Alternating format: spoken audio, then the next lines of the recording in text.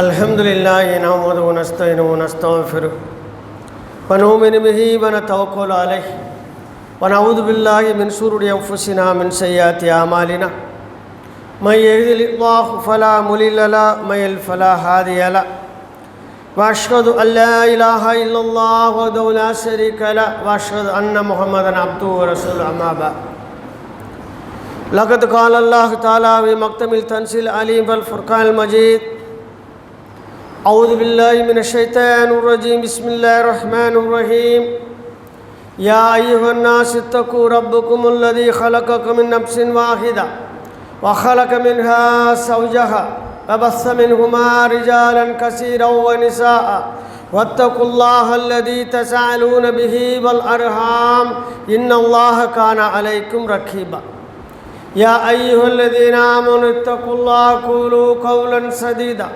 वयस्लिह लकुम अमालकुम यग़फिर लकुम ज़ुनूबकुम वमन युतिइल्लाह व रसूलहु फ़क़द फ़ाज़ फ़ौज़न अज़ीमा या अय्युहल्लज़ीना आमनू इत्तक़ुल्लाह हक़्क़ तुक़ातिहि वला तमूतुन्न इल्ला व अंतुम मुस्लिमून अल्लाहुम्मा सल्लि अला मुहम्मदिन अला आलि मुहम्मदिन कमा सल्लैता अला इब्राहीम व अला आलि इब्राहीम इन्नका हमीदुम मजीद अल्लाहुम्मा बारिक अला मुहम्मदिन अला आलि मुहम्मदिन कमा बारकता अला इब्राहीम व अला आलि इब्राहीम इन्नका हमीदुम मजीद அளப்பெரும் கருணையாளன் அல்லாஹ்வினை போற்றியவனாக புகழ்ந்தவனாக இந்த ஜும்மாவின் உரையை ஆரம்பம் செய்கின்றேன்.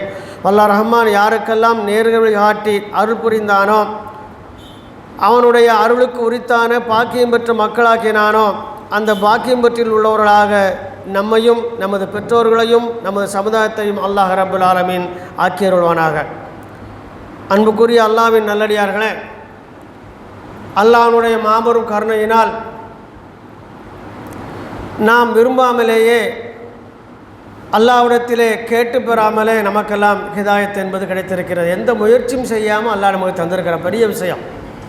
அல்லாஹ்வோட தூதர் இருக்கும்போது ஒருத்தர் முஸ்லீமாக வருவதாக இருந்தால் அவர் இஸ்லாத்தை தெரிந்து இஸ்லாத்தை விரும்பி அல்லாஹ்வை தெரிந்து சரிதான் இது என்ற கொள்கையை ஒப்புக்கொண்டு வந்தால்தான் இஸ்லாத்துக்கு வர முடியும்.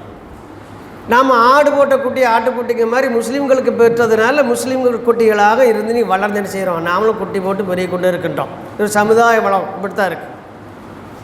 நீங்கள் இன்னும் சொல்லப்போனால் சஹாபாக்கள்லாம் இருக்கக்கூடிய காலத்தில் சஹாபாக்களை இரு ஊர்களாக பிரிக்க முடியாது. தொழுகிற சஹாபா, தொழாத சஹாபாக்கள், ஜக்காத்து கொடுக்குற சஹாபாக்கள், ஜக்காத்து கொடுக்காதவங்க, பள்ளிப்பக்கம் வர்றவங்க, பள்ளிப்பக்கமே தலை வச்சு படுக்க பிரிக்க முடியுமா?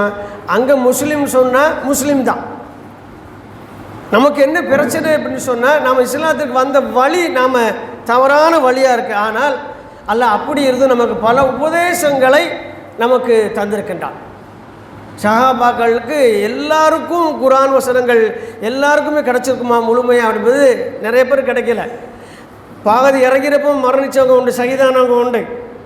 நீங்கள் அல்லாஹ்வுடைய தூதர் மதீனாவுக்கு வந்தவுடனே ஹிஜ்ரி 2 வந்த முதல் யுத்தம் பத்ர் யுத்தம், அதுக்கு அடுத்த 3ஆவது வருஷம் உஹது யுத்தம். இதில் நிறைய சஹாபாக்கள் என்ன பண்ணிட்டாங்க, ஷஹீது நிலையை அடைந்து விட்டார்கள். அவர்களுக்கெல்லாம் குர்ஆனை முழுமையாக படிக்கக்கூடிய கேட்கக்கூடிய வாய்ப்பு இருந்துச்சா? இல்லை. ஆனால் நமக்கு இருக்குது. அதனால் கேள்வி கணக்கு என்பது அவர்களை விட நமக்கு கொஞ்சம் நெருக்கமாகவே இருக்கும். நெருக்கம் சொன்னால் பக்கத்தில் இல்லை, கொஞ்சம் அழுத்தமாக இருக்கும். ஏன்னா நமக்கு அவ்வளோ நியமத்துக்கள் அல்லாஹ் ரப்பல் ஆலமீன் தந்திருக்கிறான். இஸ்லாத்திற்காக நாம் என்ன தியாகம் செய்திருக்கின்றோம் என்பதை கொஞ்சம் சிந்திச்சிட்டாலே வந்துடும். ஒரு சம்பவத்தை சொல்லிவிட்டு நான் சப்ஜெக்டுக்குள்ளே வரேன். இதுவும் அதோடு சம்மந்தப்பட்டது தான். அல்லாஹ்வுடைய தூதர் மதீனாவுக்கு வந்த புதியது கடுமையான பஞ்சம். மக்களில் ஒருவருக்கொருவர் என்று சகோதரர்களாக ஆக்கினதுக்கு ஒரு அன்சாரி ஒரு முஹாஜின் ஆக்கினதுக்கு அப்புறம் கிட்டத்தட்ட 63 67 சஹாபாக்கள் வர ஆள் இல்லாமல் இருக்காங்க. அவங்களுக்கு யாரும் கிடைக்கல, அதிகமாக இருக்கிறாங்க. அவர்களுக்கு பொருளாக அஸ்ஹாபுல் சுஃபா, திண்ணை தோழர்கள் என்று சொல்லப்படும். அவங்களாம் பள்ளியிலேயே கிடப்பாங்க. ஏதாவது பொழப்புக்கு போனால் போவாங்க, யாராவது கொடுத்தா சாப்பிட்டுக்குவாங்க. எந்நேரமும் அவங்களோட துணை இருப்பது 2 தான். ஒன்று ஈமான், இன்னொன்று பசி. பசியினால் கடுமையாக தோன்றிருக்கின்றார்கள். அபூ ஹுரைரா ரலியல்லாஹு அன்ஹு அவர்கள் அதில் ஒரு முக்கியமான நபர். அவங்க தன்னை பற்றி அறிவிக்கிறாங்க. தான் இருந்த ஆரம்ப நிலை எப்படி இருந்தது என்பதை பற்றி அவர் அறிவிக்கிறாங்க பிற்காலத்தில். அப்போ அவங்க சொல்லக்கூடிய ஒரு செய்தி என்ன அப்படின்னா, நாங்கள் வறுமையில் கடுமையான பசியில் பட்டினியில் இருந்தோம். ஒரு தடவை அல்லாஹ்வின் தூதரிடத்தில் போய் நாங்கள் எல்லாம் ஒரு கொஞ்சம் நபர்கள், அல்லாஹ்வின் தூதரே எங்களால் பசி பொறுக்க முடியலை, ஏதாவது எங்களுக்கு தாங்க என்று கேட்கும்போது எல்லாரையும் பள்ளியில் அமர வைத்து விட்டு அல்லாஹ்வின் தூதர் உள்ளே இருந்து கொஞ்சம் பேரித்த கனிகள் இருந்துச்சு, அதை கொண்டு வர சொன்னாங்க. கொண்டு வந்தோடனே ஒன்று சொன்னாங்கன்னு சொன்னால், பழம் கம்மியாக இருக்குது, நீங்கள் நிறையா இருக்கிறீங்க, அதனால் எல்லோரும் ஒரு பொது நீதி கட்டுப்படுவோம், எல்லோரும் 2 பழம் மட்டும் எடுங்க, தண்ணி தாரம் குடிச்சுக்குங்க, அல்ஹம்துலில்லாஹ்னுங்க, இன்றைக்கி இது போதும். நாங்கள் சுப்ஹானல்லாஹ் 2 பேரிச்சம்பழம் எல்லோரும் 2 எடுத்தாங்க. அல்லாஹ் தூர் முன்னாடி உட்காந்துருக்குறாங்க, சஹாபாக்களால் வட்டம் போட்டு உட்காந்துருக்குறாங்க, மத்தியில் அவங்கள பழம் வைக்கப்பட்டிருக்கு. அபூ ஹுரைரா ரலியல்லாஹு என்ன செஞ்சாங்க தெரியுமா, 2 பழம் எடுத்துட்டு ஒன்று வாயில் வச்சுட்டு ஒரு பழத்தை இந்த பக்கமாக பொத்தின்னு செஞ்சாங்க, தன் தொடச்சிக்களும் ஒழிச்சு வச்சாங்க. அவங்களுக்குள்ள பழத்தை தான் ஒழிச்சு வைக்கிறாங்க. அல்லாஹ் வந்து கேட்குறேன், அபூ ஹுரைராவை ஏன் ஒரு பழத்தை ஒழிச்சு வைக்கிறீங்க அப்படின்னு. அவர் சொன்னார், வீட்டில் வயதான என் தாய் இருக்கிறாங்க, அவங்களும் பட்டையில் எடுக்கிறாங்க, அவங்களுக்குன்னு ஒரு பழம் எடுத்து வச்சேன். கொஞ்சம் நினச்சி பாருங்கள், எப்பேற்பட்ட ஒரு கடும் சூழல், எப்பேற்பட்ட ஒரு கடும் சூழல். ஆனால் அவர்களெல்லாம் எப்படி இருந்தாங்க, அல்லாஹ்வுடனும் அல்லாஹ் தூதருடனுமே இருந்தார்கள். ஒரு அடி கூட அவர் இடதோ வலதோ மாறவில்லை. ஆனால் நீ நம்மளுடைய நிலைமை எப்படி இருக்கிறது? அல்ஹம்துலில்லாஹ், அல்லாஹ் நமக்கு எல்லாருக்கும் ஏதோ ஒரு வகையில் ஒவ்வொருவருக்கும் அவர் தகுதிக்கு ஏற்ப அல்லது தகுதிக்கு அதிகமாக வளர்த்தறி செஞ்சுட்டான், பொருத்தி விட்டான் வாழ்க்கையில். இப்போ நம்மளாம் பட்டினி என்பதை, வறுமையினால் பட்டியல் என்பதை பார்த்துருக்கிறோமா?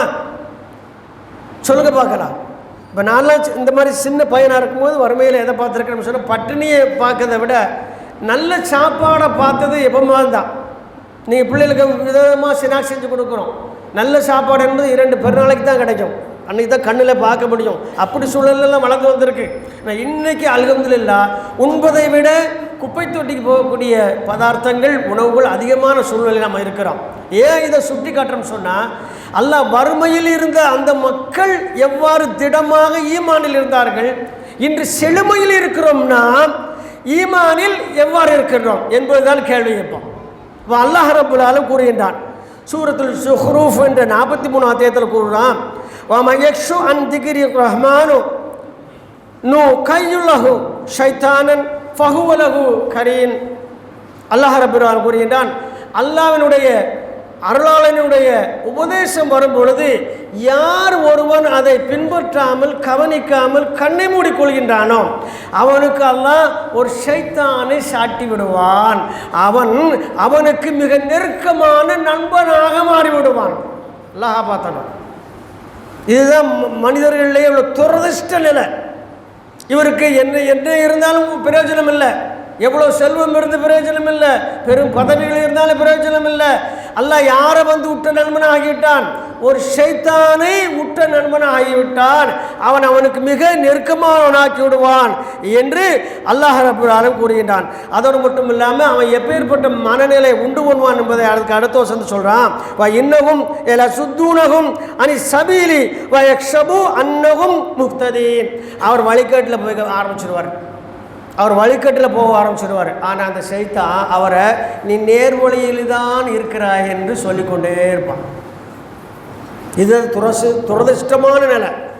சத்தியத்தை விளங்க முடியாது, சத்தியத்தில் தடம்புறோன்னு விடுவார், அல்லாஹ்வுக்கு நன்றி செலுத்த மாட்டார், கொஞ்சம் கொஞ்சமாக தொழுகையை விட்டு தூரமாகிடுவார், பள்ளியை விட்டு தூரமாகிடுவார், அல்லாஹ்வுடைய கலாம்களை கேட்பதை விட்டு தூரமாகிடுவார், அவருக்கும் குர்ஆனுக்கும் தூரமாகிவிடும், அவருக்கு அல்லாஹ்வுடைய வழிகாட்டுதலுக்கும் தூரமாகிவிடும். ஆனாலும் அவர் நினைத்து கொண்டிருப்பார், நான் நேர்வழியில் இருக்கிறேன். எப்பேற்பட்ட ஒரு கொடுமையான சூழ்நிலை தெரியுமா இது? இதை அல்லாஹ் தொடர செய்வான்.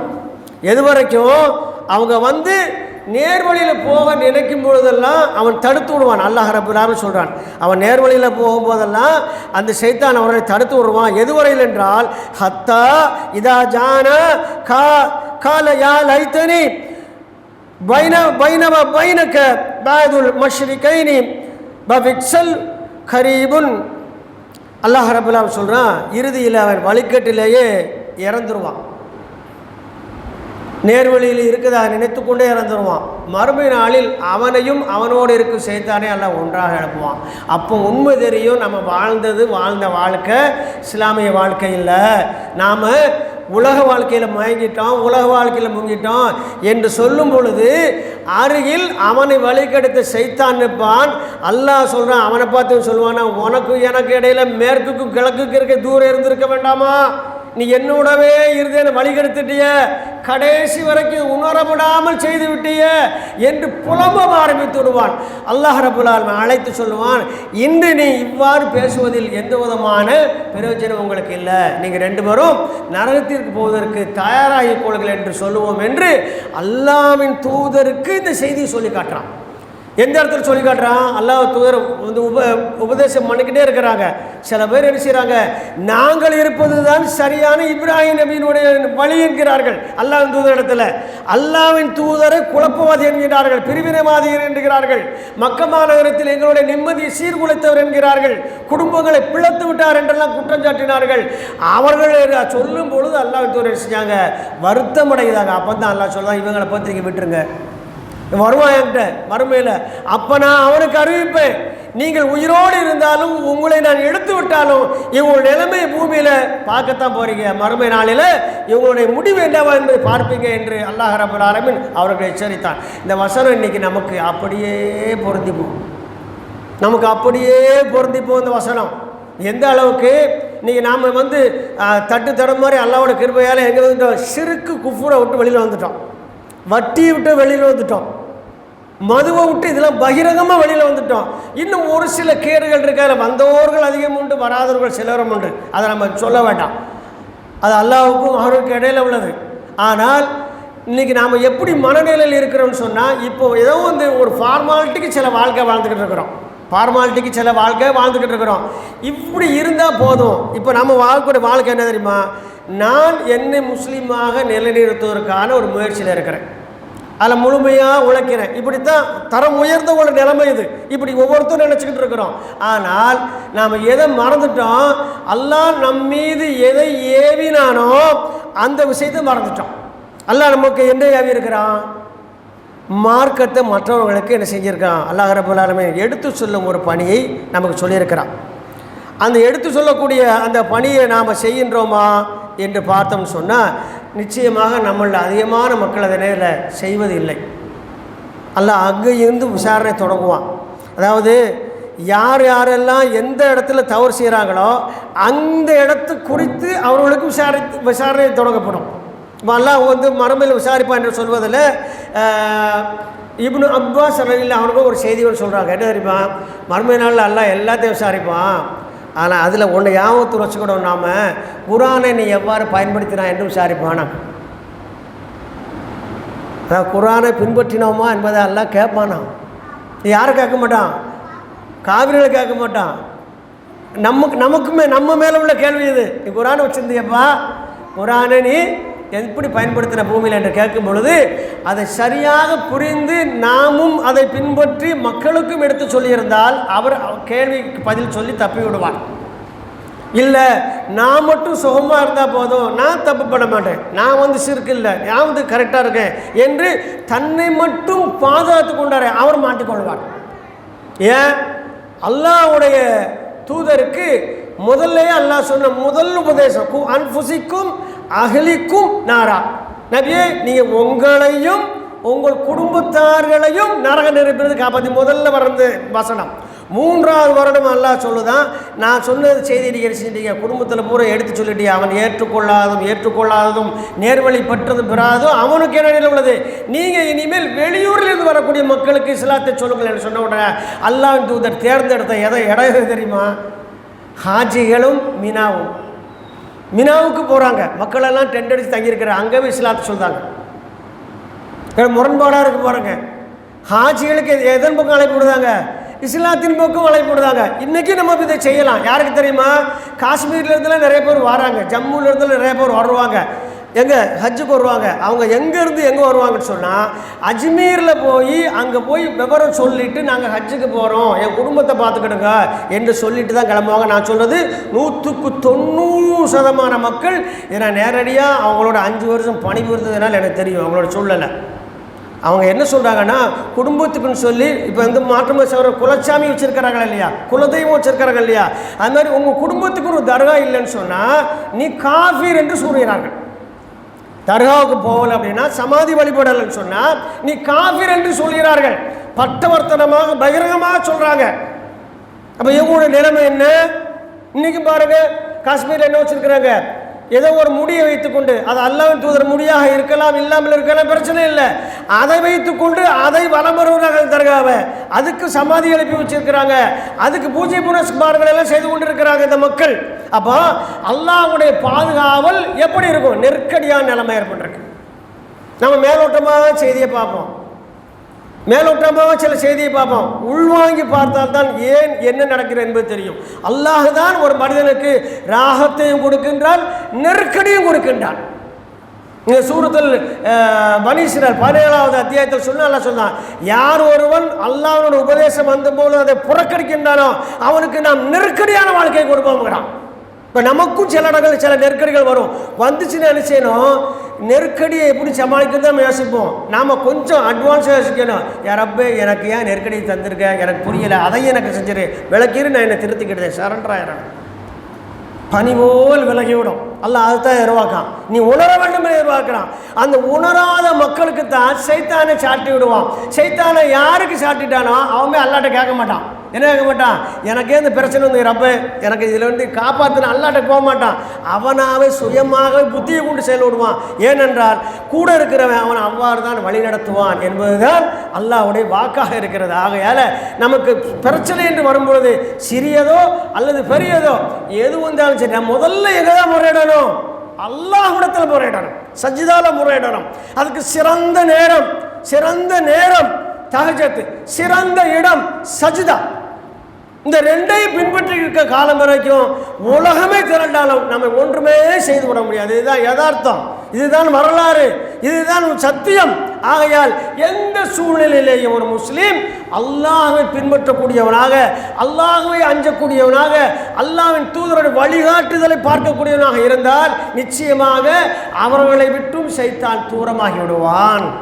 இப்போ சைத்தான் நம்மளை விட்டு தூரமாகிட்டான்னு சொன்னால் நம்ம வெற்றியாளராக இல்லையா?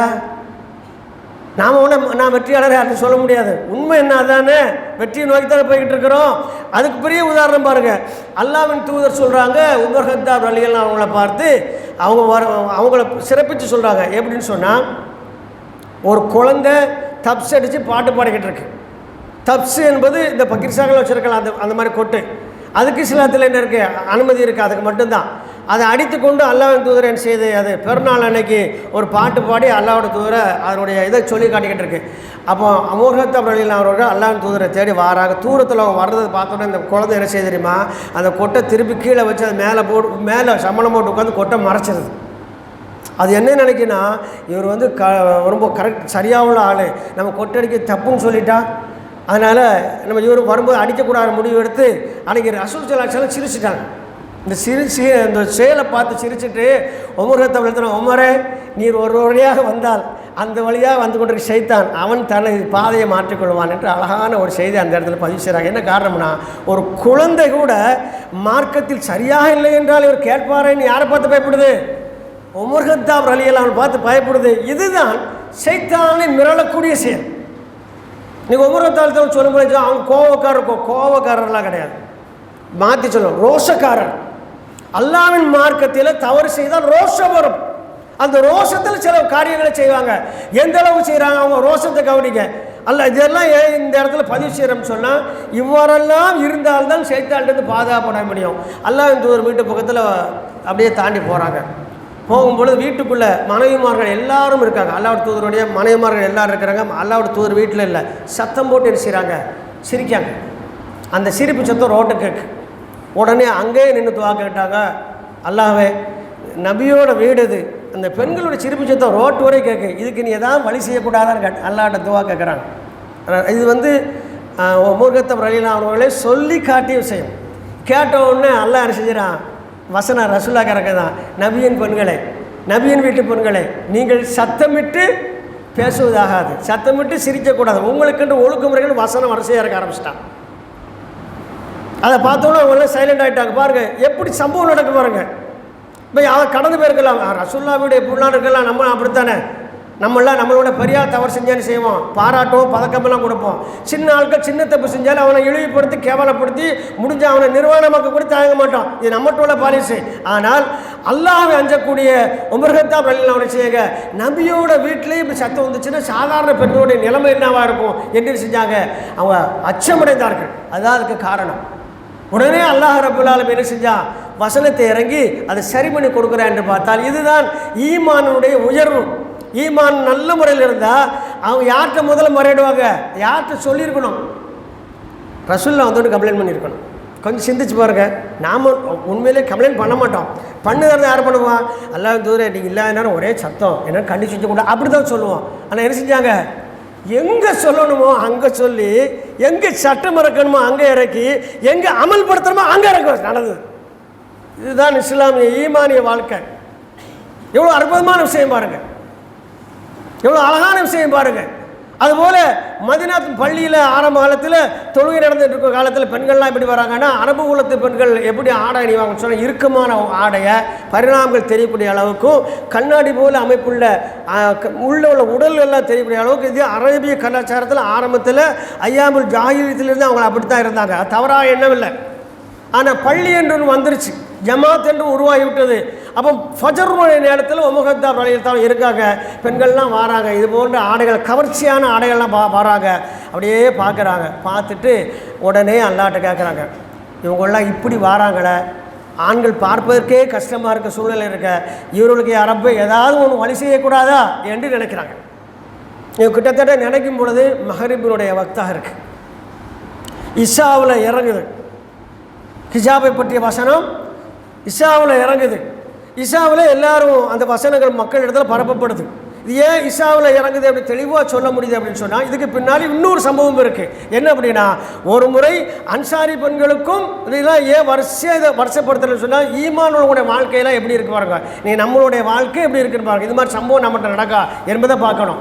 அப்போ ஒரு முறை அன்சாரி பெண்களும் முஹாஜிர் பெண்களும் ஒரு இடத்துல குழுமி இருக்கிறார்கள். அந்த இடத்துல மிகப்பெரிய சர்ச்சை ஒன்று நடக்கிறது. என்ன சர்ச்சை நடக்கு, யார் நம்மள சிறந்தவர்கள் என்று. பொதுவாக எல்லா பக்கமும் இந்த சர்ச்சை நடக்கும், யார் சிறந்தவர்கள் என்று. ஆனால் எப்படி சண்டை வரும், நாங்கள் தான் வசதி, நாங்கள் தான் வசதின்னு செய்யும், அவங்களுக்குள்ள மோதல் வரும். இங்கே சண்டை கொஞ்சம் வித்தியாசமாக இருக்குது. என்ன அப்படின்னு சொன்னால், அன்சாரி பெண்கள் சொல்கிறாங்க முஹாஜிர் பெண்கள் தான் உயர்ந்தவர்கள் எங்களை விட. முஹாஜிர் பெண்கள் சொல்கிறாங்க இல்லை, எங்களை விட நீங்கள் தான் உயர்ந்தவர்கள் என்று சொல்கின்றார்கள். அப்போ ரெண்டு பேருக்கு இந்த இடத்துல பிரச்சனை வர்றதுக்கு என்ன காரணம்னு சொன்னால், அந்த இடத்துல ஆயிஷா ரலியல்லாஹு அன்ஹாவும் வராங்க, எங்களுக்குள்ள என்ன பிரச்சனை என்று, நீங்கள் இதை தீர்த்து வச்சா நாங்கள் என்ன செய்வோம், இது ஒரு சமாளித்து வருவோம், என்ன விஷயம் இதான் எங்களுக்கு நடந்துக்கிட்டு இருக்குது. அன்சாரி பெண்கள் சொல்கிறாங்க எங்களை விட முஹாஜிர் பெண்கள் தான் உயர்ந்தவங்க, ஏன்னா அவங்க தான் நாடு திறந்து வந்தவங்க என்று. முஹாஜிர் பெண்கள் சொல்கிறாங்க எங்களோட நீங்கள் தான் உயர்ந்தவர்கள், வந்து எங்களுக்கு அடைக்கலை நீங்கள் கொடுக்கலாம், எங்கள் நிலை அந்த படிதாபம் ஆகிருக்கும், அதனால் எங்களை ஆதரித்து நீங்கள் தான் சிறந்தவங்க சொன்னாங்க. இவங்க யார், ஆயிஷா அவங்க முஹாஜிர் பெண். அப்போ அவங்க சொல்கிறாங்க நான் தீர்ப்பு சொன்னால் ரெண்டு பேரும் ஏற்றுக்குவிலான்னுட்டாங்க. ஏற்றுக்கிறேன், தீர்ப்பு சொல்கிறது எதுலேருந்து எப்படி சொல்கிறாங்க தான் இதை சொல்லுவேன். தீர்ப்பு சொன்னாங்க அன்சாரி பெண்கள் தான் சிறந்தவர்கள்ட்டாங்க. அப்போ உடனே முஹாஜிர் பெண்கள்லாம் கேட்குறாங்க நீங்கள் எதை வச்சு சொல்கிறீங்க அப்படின்னு. நீங்கள் சொன்ன காரணத்தில் நான் கையில் எடுக்கலை, நான் ஒரு காரணம் சொல்ல பாருங்கள். ஹிஜாபை பற்றிய வசனம் இஷாவில் இறங்கியது. மறுநாள் என் வீட்டிலே நான் ஃபஜரில் அமர்ந்து கொண்டு வாசலில் இருந்து பார்த்து கொண்டிருக்கின்றேன். அன்சாரி பெண்கள் தான் முழுமையாக தங்களிடம் இருக்க பழைய துணிகளை கொண்டு போர்த்தி கொண்டு முழுமையாக உடலை மறைத்து வந்தார்கள். இரவில் இறங்கிய வசனத்தை அடுத்து அதிகாலை நேரத்துக்கு உண்மை நடைமுறைப்படுத்தியவர். எனவே அவர் தான் அல்லாஹ்விடத்தில் சிறந்தவர்கள். சுப்ஹானல்லாஹ். ஆனால் அவங்க தான் சிறந்தவங்க. எப்படி ஒரு சமுதாயம் பாருங்கள், ஈமானை சார்ந்த சமுதாயம். இன்றைக்கி எந்த பண்பும் நம்மகிட்ட இல்லை, காணா போயிடுச்சு. என்ன காரணம்னா ஆரம்பத்தில் உரையின் ஆரம்பத்தில் சொன்னது தான், நம்ம வந்த ரூட்டு சரியான ரூட் இல்லையோ என்று சந்தேகமாக இருக்குது. ஆனால் அல்லாஹ்வுடைய ஏற்பாடு நாம் விரும்பாமலே இஸ்லாத்தில் இருக்கின்றோம். எனவே எப்படி நம்மை உயர்த்தி கொள்ள வேண்டும் என்பதை இன்ஷா அல்லாஹ் இரண்டாவது அமர்வில் ஒரு சில விஷயங்களை கூறி நிறைவு செய்கிறேன். வாஹிர தௌவானா அல்ஹம்துலில்லாஹி ரப்பில் ஆலமீன். அஸ்ஸலாமு அலைக்கும் வரஹ்மத்துல்லாஹி வபரகாத்துஹு.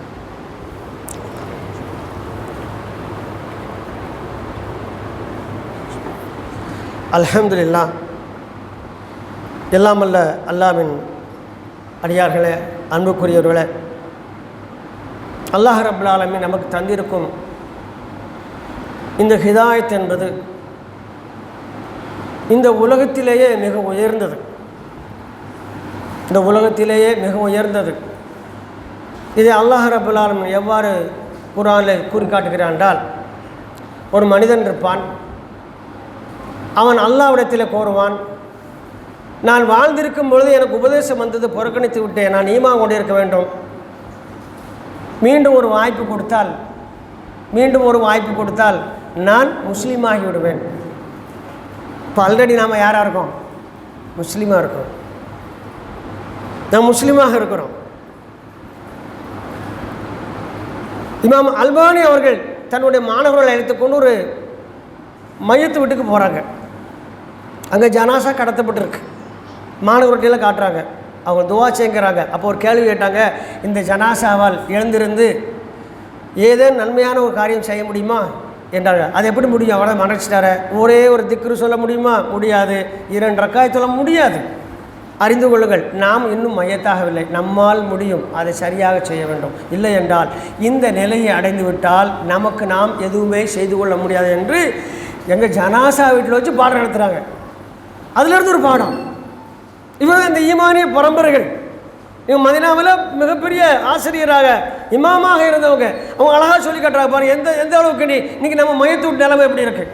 மையத்தூட்டில் அந்த மரணத்தையும் நம்மையும் சம்மந்தப்படுத்தி நம்ம பார்க்குறத விட ஜனாசாவை பற்றிய விமர்சனங்களும் மையவாடியில் போய் என்ன செய்கிறாங்க, தேவையற்ற பேச்சுகளும் புகைப்பிடித்து கொண்டு வட்டம் பிடித்து கொண்டு இருக்கக்கூடிய இழிவான கேவலமான காட்சிகளை பார்க்கக்கூடிய அளவுக்கு இந்த சமுதாயம் ஆகியிருக்கிறது என்று சொன்னால், இப்போ நம்மிடம் இருக்கக்கூடிய ஹிதாயத்தை பயன்படுத்துகின்றோமா அல்லது பாழ்படுத்துகின்றோமா என்பதை நாம் சற்று சிந்தித்து பார்க்க வேண்டும். அன்புக்குரியவர்களே, இன்னும் அல்லாஹ் ரப்பல் ஆலமீன் கூறுகின்றான், ஒரு மனிதனுக்கு நரகத்தினுடைய வேதனை காட்டப்படும், அவனுக்கு நரகத்துக்குள்ளே போயிருக்க மாட்டான். நீ நரகம், இந்த நரகம் நீ உள்ளே போப்பற என்று சொல்லும் பொழுது அவனுடைய மனநிலை எப்படி இருக்கும் தெரியுமா? அல்லாஹ் சொல்லி காட்டுறான், அவனுக்கு இந்த பூமியில் உள்ள அனைத்து செல்வங்களைப் போல் இன்னொரு மடங்கு கொடுத்தாலும் அதையெல்லாம் அல்லாஹ்விடம் கொடுத்து விட்டு இந்த வேதனையிலிருந்து தப்பித்துக் கொள்வதற்கு அல்லாஹ்விடம் மன்றாடக்கூடியவனாக இருப்பான் என்று அல்லாஹ் ரப்பல் ஆலமீன் கூறுகின்றான். உலகத்தில் வேற எனக்கு ஒன்றுமே வேண்டாம், எல்லாத்தையும் விட்டுருது, எனக்கு இந்த வேதனையில் இருந்தோட்டு விடுதலை தான் என்று அவன் கோருவான். அவன் மனநிலை அப்படித்தான் இருந்தாலும் அன்றைய தினம் அந்த வாய்ப்பு அவனுக்கு மறுக்கப்பட்டுவிடும் என்று அல்லாஹ் ரப்பல் ஆலமீன் கூறுகிறான். சுப்ஹான் அல்லாஹ். இன்னும் அல்லாஹ்வுடைய தூதர் சொல்றாங்க, வானவர்கள் அந்த அந்த நரகத்தில் இருக்கக்கூடிய வானவர்கள்ட்ட போய் கெஞ்சுவாங்க. எப்படி கெஞ்சுவாங்கன்னா, உங்கள் இறைவனிடத்தில் சொல்லி எங்களுக்கு இதிலிருந்து விடுதலை வாங்கி தாருங்கள் அல்லது மரணத்தை தாருங்கள் என்று, எங்களால் வேதனை தாங்க முடியவில்லை என்று. அப்போ அந்த வானவர்கள் ஒரே ஒரு வார்த்தை சொல்லுவாங்க, எப்பா பூமியில் வாழும் பொழுது அல்லாஹ் இதை விட எவ்வளோ அழகான ஒரு விஷயத்தை சொன்னான், அவனை கட்டுப்பட்டு வாங்க நான் செஞ்சுருந்தேன், நிலைமை வேண்டுமா, அதனால் இன்றைக்கி நான் என்ன செய்ய முடியாது, அல்லாஹ்விடத்தில் கேட்க முடியாது, அல்லாஹ் உங்களுக்கு அதை மறுத்து விட்டான் என்று அவர்களை முகத்திலேயே அடித்து நெருப்பு ஆற்றிலே வீசப்படும். நீதி பக்கம் அந்த பக்கம் போய் ஏற போவான், அங்கேருந்து அடித்து வீசப்படும், இங்கே வருவான். எவ்வளோ கடுமையான சூழ்நிலை. அப்போ அதுபோன்ற சூழ்நிலையெல்லாம் வர இருக்கு என்பதை நம்புனா தான் ஈமான். நம்புனா அதுபடி பயந்தா தான் வாழ்க்கை. ஈமான் நம்புனா அதுபடி நடக்கணும்ல. இப்போ ஒரு குழந்தை கையில் சாக்லேட் வச்சுருக்குன்னா எதை நம்புது, ரொம்ப டேஸ்ட்டாக இருக்க நம்புது, அதுக்கு தானே அந்த பாடப்படுத்தி கேட்குற மாட்டேன். அப்போ நம்புது இல்லை, இதான் நம்புதலுடைய விதம். நம்ம சொர்க்கத்தை நம்புகிறோம், கேட்குற மாதிரி தெரியல சரியா, நரகத்தை நம்புகிறோம், பயப்படுற மாதிரி இல்லை சரியா, மறுமையை நம்புகிறோம், விசாரணையில் வரும்போது பார்த்துக்கலான்னு. இங்கே உள்ள நீதிமன்ற விசாரணையா ஏதாவது போட்டு நம்ம இழுத்தடிச்சு போய் இந்த காலத்தை தள்ளி செத்த பிறகு தீர்ப்பு சொல்றதுக்கு இல்லை. அங்கே செத்த பிறகு தான் விசாரணை தொடங்கும். ஆனால் அதில் தப்ப முடியாது. ஆகையால் அன்புக்குரியவர்களே, உண்மையான ஈமான் என்பது அல்லாஹும் ரசூலும் நமக்கு எதையெல்லாம் காட்டி தந்தார்களோ, எதையெல்லாம் கற்றுத்தந்தார்களோ, எதையெல்லாம் கொண்டு எச்சரிக்கை செய்தார்களோ, எதை கொண்டு ஆசை ஊட்டினார்களோ, எதை கொண்டு அச்சப்பட வைத்தார்களோ, அதை அவ்வாறே நம்புவதுதான் அல்லாஹ்வை ஈமான் கொண்டதற்கான முழுமையான பொருளாகும். ஆகையால் இனி வரும் காலத்தில் அல்லாஹ்வுடைய மார்க்கத்தை சரியான முறையில் நாம் உணர்ந்து அன்றாடம் அந்த வாழ்க்கையை பிரதிபலிக்க நம்ம தொடங்கக்கூடிய சிறந்த இடம் என்ன தெரியுமா? கொஞ்சம் ஃபஜர் தொழுவிட்டு பள்ளியில் போய் ஒரு 10 நிமிஷம் குர்ஆனில் கை வைக்க. நீ கலவரம் நடந்த துப்பாக்கி சூடு நடந்த இடத்துல யாராவது நிற்பாங்களா? நிற்க மாட்டாங்க, எல்லாம் ஓடிடுவாங்கல்ல. அது மாதிரி தான் ஃபஜர் முடிச்சு எல்லாம் கொடுத்தாலும் துப்பாக்கி சூடு நடக்கும், ஓடிடுதாங்க இருந்துச்சு. ஒரு சில பள்ளிகளை தவிர, கல்வியால் கட்டமைக்கப்பட்ட பள்ளிகளை தவிர எல்லா பக்கம் நிலமை ஃபஜரில் அப்படியே பள்ளி காலி ஆயிரும். இமாம் மட்டும் ஒத்திலே முடிச்சுக்கிட்டு இருப்பார், பயந்துக்கிட்டு அவரை விட்டுட்டு எல்லோரும் போயிடுவாங்க. போய் அக்கம் பக்கம் லெஃப்ட் அண்ட் ரைட்டில் பார்த்து டீ கடையில் அந்த கூட்டம் மூரடிக்கும். ஒரு 10 நிமிடம் இது சம்பந்தமாக ஒரே ஒரு செய்தி நான் உங்களுக்கு இறுதியாக பதிவு செய்கின்றேன். அல்லாஹ் சொன்னாங்க, உங்களுக்கு யாருக்காவது சஹாபாக்களை ஆச்சு, உங்களுக்கு யாருக்காவது சிகப்பு ஒட்டகம் வேணுமான்னு கேட்டாங்க. சிகப்பு ஒட்டகம் வேணுமான்னு கேட்குறாங்க. அல்லாஹ் தூதரே, எங்களுக்கு யாருக்கு தானே இருக்காது, ஏன்னா சிகப்பு ஒட்டகம் லேசில் கிடைக்காது, ரொம்ப ரேரு, இருக்கிறது ரொம்ப காஸ்ட்லியானது, யாருக்கு தான் எங்களுக்கு ஆசை இருக்காது. அப்படியா, சரி, ஃபஜர் தொழுது விட்டு நீங்கள் ஒரு ஆயத்தை ஓதினால் உங்களுக்கு ஒரு சிகப்பு ஒட்டத்தினுடைய பலன் அல்லாஹ் தருவானாங்க. இவ்வளோதான் சொன்னாங்க. சரி, பள்ளியில் இருந்து தொழுது முடித்தோன்னு யாரும் போகல, எல்லோரும் உட்காந்து ஓத ஆரம்பிச்சிட்டாங்க. இதுதான் ஈமானிய கூட்டம், கல்வியால் கட்டமைக்கப்பட்ட கூட்டம். இன்றைக்கி நம்ம இந்த செய்தியெல்லாம் சொன்ன அப்படி இருக்குன்னா, இது வேலை இல்லைப்பா, தொலை வரதே நான் அல்லாஹ் பாவம் காப்பாற்றிட்டு வாரேன், நான் ஃபஜர் தொழுனா நல்லா கஷ்டப்படுவான்னு வாரேன், விடுவாங்களா? எப்போ பார்த்தாலும் டெய்லி 5 நிமிஷம் 6 நிமிஷம் எதையா சொல்லிக்கிட்டு என்ன செய்கிறாங்க, விறுவிறுன்னு போய் டவுசர் போட்டுக்கிட்டு பேட்மிண்டன் ஷட்டில் காக் விளையாடுறதுக்கு பைக்கில் அதே இடத்துக்கு கிராஸ் பண்ணிட்டு போகிறாங்க அவசரமாக. ஏன்னா அங்கே சொர்க்க வாசல் எங்கே இருக்குது? ஷட்டில் காக் கோர்ட்டில் இருக்குது, குரான் வசனத்தில் இருக்குது. இல்லை, 5 நிமிஷம் லேட்டாக போனால் அங்கே வானவர்கள் நின்று தண்டிச்சிருவாங்க. ஆனால் அங்கே போகிறாங்க வேகமாக. ஒரு 5 நிமிடம் பள்ளியில் அமர்வதற்கு நம்மளுடைய மனநிலை சரியில்லை என்று சொன்னால் மறுமை நாளிலே நாம் என்ன செய்ய போகின்றோம்? மறுமை நாள் நம்ம நிலை என்ன? அல்பானி ரஹ்மத்துல்லாஹி அவர்கள் சொன்னது போல மையத்தை காட்டி சொன்னாங்க, இதனால் ஏதாவது செய்ய முடியுமா? ஒரு நன்மை செய்ய முடியுமா? முடியாது. நாம் உயிரோடு இருக்கிறோம், மையத்துக்கள் அல்ல, நம்மால் செய்ய முடியும் என்று உணரவில்லை என்று சொன்னால் நாமும் உயிரோடு இருக்கும் மையத்துக்கள் தான் என்பதை நினைவில் கொள்ள வேண்டும். எனவே அன்புக்குரியவர்களே, நம்ம எல்லாரையும் கம்பேர் பண்ணதை விட்டுட்டு நான் எனது நிலைமை ஏன் ரப்பு இந்த தாட்டுக்குள்ளே வரணும். என்ன கேட்டால் என் ரப்பு நான் என்ன சொல்ல முடியும்? ஏன்ட்ட விசாரிப்பான என்ன சொல்கிறதுக்கு என்கிட்ட இருக்குது, இதை பற்றி கேட்பானே அதை பற்றி கேட்பானே. ஒரு தவறு செய்வதற்கு ஆசைப்படும் பொழுது என் ரப்பு கேட்பான் என்று விட்டுட்டா, ரப்பு கேட்பான் விட்டா அவனுக்கு இரட்டை கூலி. தவறு செய்ய நினச்சிட்டு அல்லாஹ் கொஞ்சம் விட்டுட்டு அவனுக்கு ஒரு நன்மை இல்லை, இரட்டை நன்மை. அல்லாஹ் அதை எவ்வளோ வேண்டுமான பன்மடங்காக்குவான்.